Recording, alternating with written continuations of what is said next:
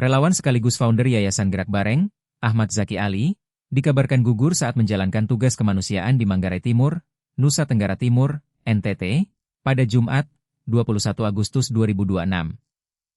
Tribunnews.com telah menghubungi pihak Yayasan Gerak Bareng, namun belum mendapat jawaban.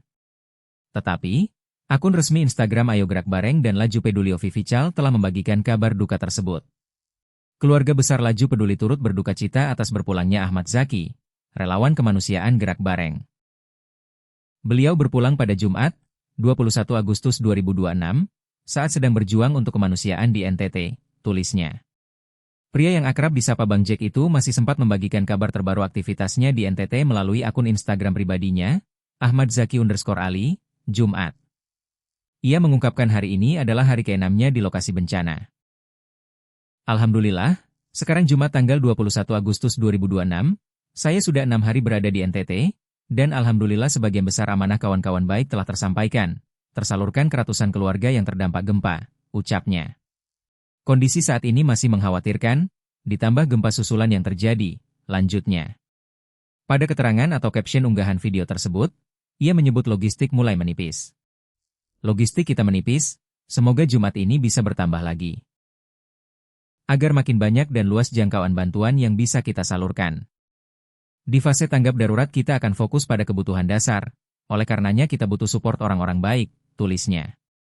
Belum diketahui penyebab meninggalnya Ahmad Zaki, meski dugaan mengarah kepada kelelahan dalam bertugas. Sebelumnya, Ahmad Zaki dan sejumlah relawan berangkat pada Minggu, 16 Agustus 2026 atau sehari setelah terjadinya gempa M7,7 di Flores. Bismillah, berharap keridaan Allah, semoga hadirnya kita memberi manfaat kepada masyarakat, tulis Zaki pada unggahan Instagram, 16 Agustus 2026. Diketahui, hingga Jumat, 21 Agustus 2026, pagi, tercatat 78 orang meninggal dunia dan sekitar 95.000 warga terpaksa mengungsi akibat dampak gempa di Flores. Hal itu diungkapkan PLT Kepala Pusat Data, Informasi, dan Komunikasi Kebencanaan BNPB, Berton Panjaitan. Saat ini, orang meninggal 78 jiwa, dan ini bertambah, mudah-mudahan ke depan korban sudah meninggal tidak ada lagi, katanya dalam program Sapa Indonesia Pagi Kompas TV, Jumat. Meski demikian, Berton Panjaitan menegaskan, tim SAR masih tetap melakukan tugas penyisiran di setiap reruntuhan yang ada. Selanjutnya, untuk korban luka-luka disebutkan ada 953 jiwa, baik luka berat, patah tulang maupun luka ringan. Sementara itu, jumlah pengungsi yang tersebar di sejumlah titik sebanyak 95.831 jiwa. Ini juga bertambah dari kemarin sore, bertambah sebanyak 3.135 jiwa, jelas Berton Panjaitan.